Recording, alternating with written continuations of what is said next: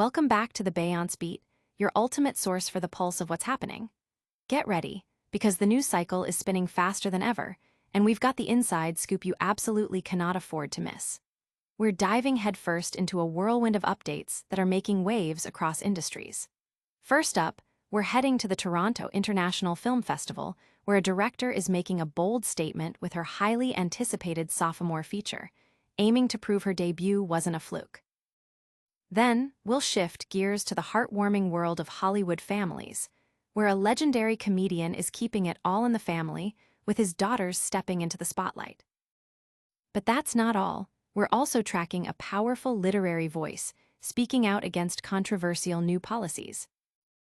And finally, we've got the latest on a major directorial opportunity that's landed a rising filmmaker the chance to work with a comedy icon.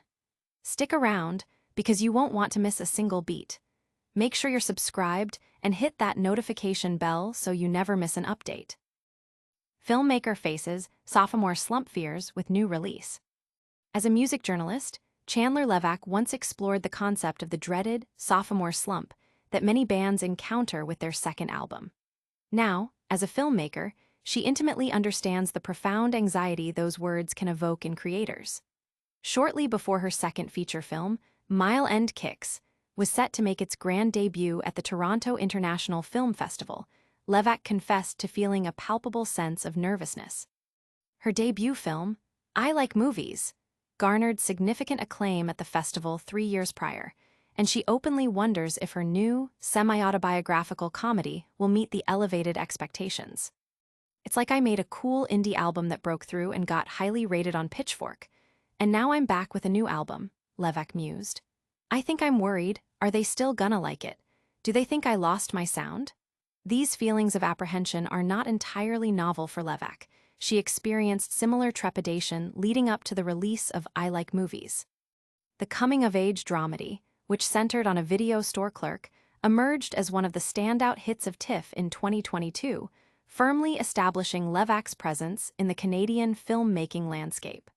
With Mile End Kicks, she is determined to demonstrate that her success was not a mere one-off. The new film boasts bigger stars and broader ambitions, supported by a $4 million budget, a significant leap from the reported $130,000 cost of her debut. Mile End Kicks chronicles the journey of Grace Pine, a 24-year-old music critic who leaves Toronto for Montreal with aspirations of writing a book about Alanis Morissette's seminal album, Jagged Little Pill. However, her plans take an unexpected turn as she becomes entangled with the wrong person, navigates roommate conflicts, and embarks on a path of self-discovery.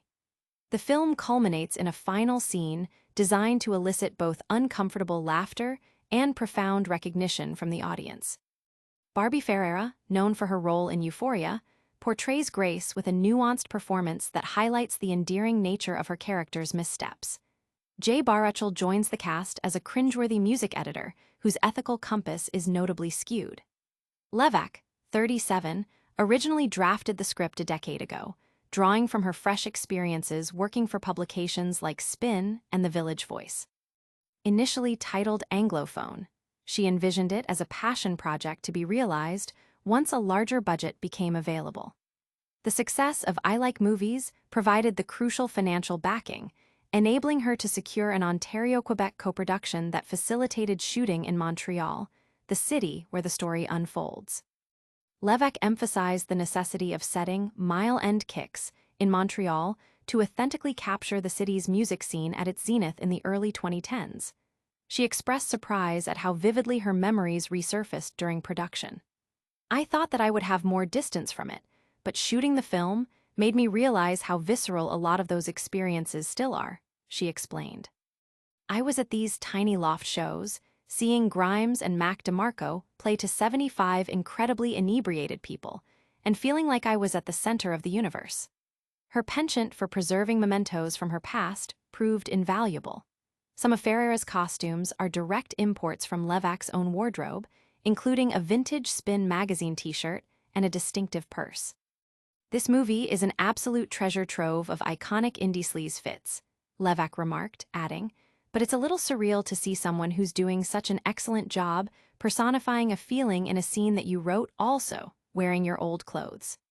Amidst the rollout of mile-end kicks, Levack's attention was unexpectedly captured by another project that emerged over the summer. Upon receiving a call from her agent indicating Adam Sandler's admiration for I Like Movies and his desire for her to direct his next Netflix feature, she found herself in Los Angeles within days. There, she collaborated with Sandler to pitch Roommates to the streaming giant, a project based on a script co-written by Saturday Night Live writers Jimmy Fowley and Sarah O'Sullivan. Levack described the experience as taking off in a rocket ship. Roommates, which began production over the summer, commanded a $30 million budget, allocated in part to a lot of set pieces, stunts, and explosions, and features a cast including SNL comic Sarah Sherman, Natasha Lyonne, and Nick Kroll. While Netflix has yet to announce a release date, Levack appears less concerned about this project's reception, viewing it as a different kind of creative endeavor. "They were like my babies," Levack said, drawing a parallel to her independent films. "I got to nurture them and birth them, but this is more like I'm the surrogate. Ultimately, you know it's kind of not yours. Don't go anywhere, the biggest stories are just getting started." Next, we're diving into the heartwarming world of a comedy legend and his family. Adam Sandler's family affair. Daughters shine in blockbuster roles. Adam Sandler has a unique way of blending his professional life with his personal one, often bringing his family along for the ride, even amidst the filming of his highly successful movies. This tradition began even before his marriage to Jackie Sandler in 2003, when he started casting her in supporting roles in many of his films. He has since extended this practice to include their two daughters, Sadie and Sunny. Sadie, born in May 2006, and Sunny, born in November 2008, have been acting in their father's movies since they were just toddlers. Their most significant roles to date were featured in Adam's 2023 coming-of-age comedy, You Are So Not Invited to My Bat Mitzvah. In 2025, they also joined the star-studded cast of Happy Gilmore 2, alongside notable names like Travis Kelce, Ben Stiller, Bad Bunny, and Margaret Atwood. In a candid interview with USA Today in July 2025, Adam Sandler expressed immense pride in his daughters' burgeoning acting careers. "It is just all happening fast. Kids are growing up, they really are into acting and movies, and it's always been our thing to work with our friends and family," he shared. "It's cool to see them getting better. They work hard and they go to school for it, and they love it. So, yeah, I'm just proud. Couldn't love them more." This sentiment underscores a deep familial bond and a shared passion for filmmaking that permeates the Sandler household. The decision to involve his daughters in his projects appears to stem from a desire to create lasting memories and foster their talents in an environment he knows intimately. Sadie and Sunny's involvement in You Are So Not Invited to My Bat Mitzvah was particularly notable, as they played key roles in the film, which resonated with audiences for its relatable portrayal of teenage friendships and milestone celebrations. Their performances were praised for their natural chemistry and comedic timing, often drawing comparisons to their father's own early work.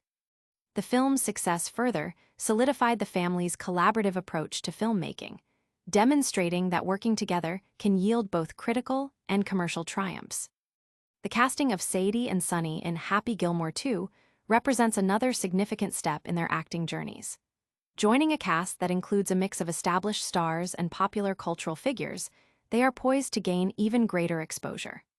The film, a sequel to the beloved 1996 comedy, is expected to be a major event, and the inclusion of the Sandler daughters adds a layer of personal significance for the star. Their presence in such a high-profile project speaks to their growing confidence and skill in front of the camera. Sandler's consistent support and encouragement have clearly provided them with a solid foundation to explore their artistic ambitions.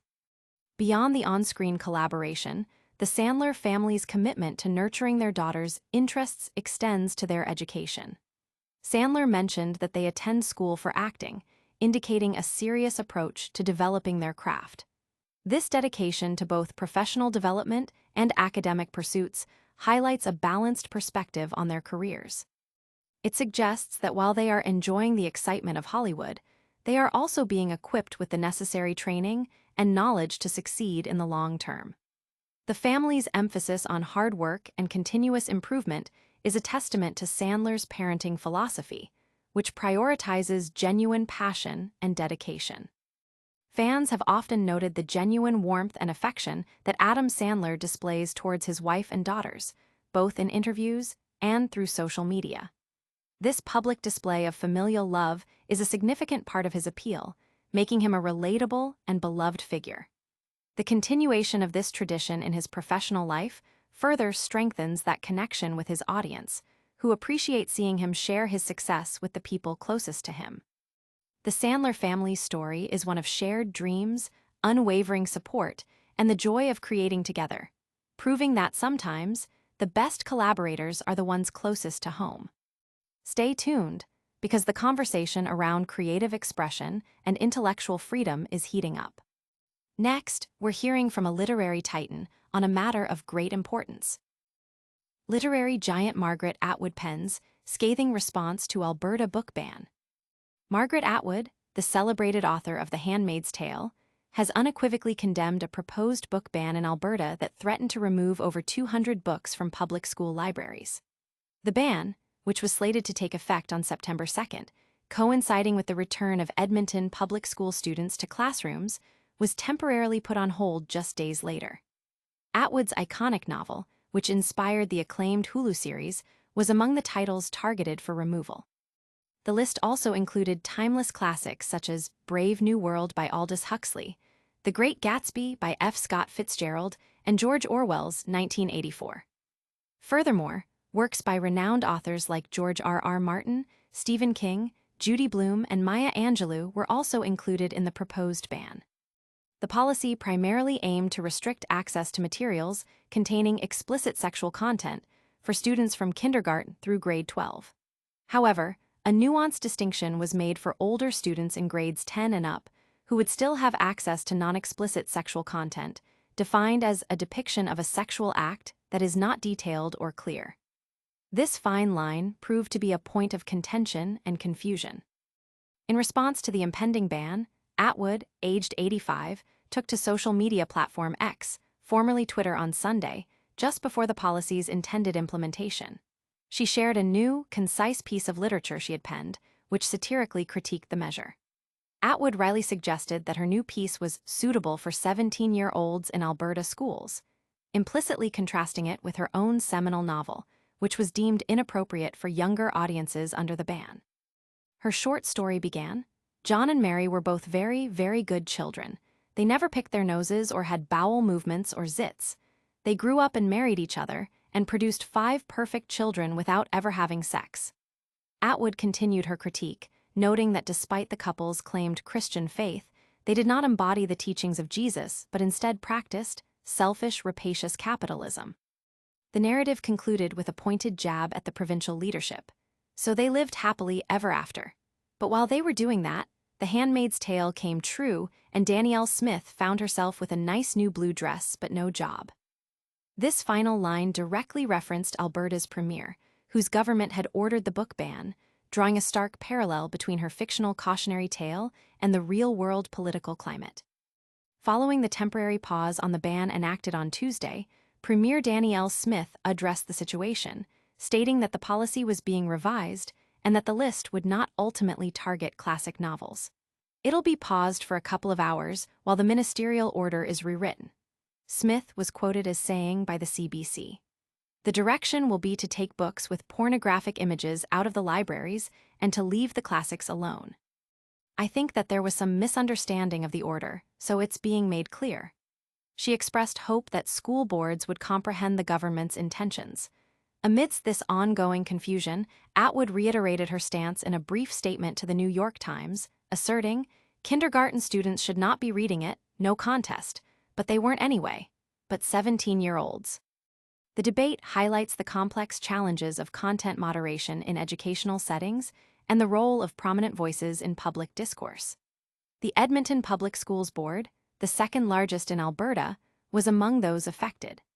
This controversy also comes shortly after the Conservative province implemented an order restricting transgender athletes from competing in amateur female sports divisions, indicating a broader trend of policy shifts.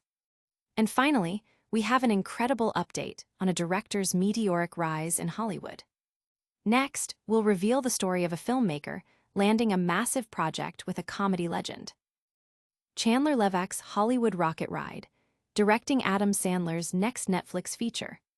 In a stunning turn of events that highlights the unpredictable trajectory of success in Hollywood, filmmaker Chandler Levack has been tapped to direct Adam Sandler's upcoming feature film for Netflix.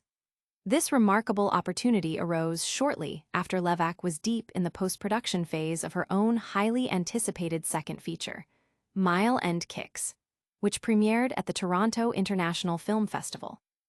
The news came as a significant surprise, demonstrating the industry's keen eye for emerging talent and the potential for rapid career advancement. Levack received a pivotal call from her agent earlier this year, informing her that Adam Sandler had personally seen and admired her debut film, I Like Movies. Impressed by her directorial vision and storytelling prowess, Sandler extended an offer for her to helm his next major project. Within a mere matter of days, Levack found herself in Los Angeles, collaborating directly with the Happy Gilmore star. Together, they presented their pitch for the new film, tentatively titled Roommates, to executives at the streaming giant. The script for Roommates was co-written by Jimmy Fowley and Sarah O'Sullivan, both staff writers for Saturday Night Live, indicating a strong comedic foundation for the project. Describing the whirlwind experience, Levack characterized it as taking off in a rocket ship. The production for Roommates commenced over the summer, boasting an impressive budget of $30 million. This substantial financial backing has allowed for the inclusion of a lot of set pieces, stunts, and explosions, promising a visually dynamic and action-packed film.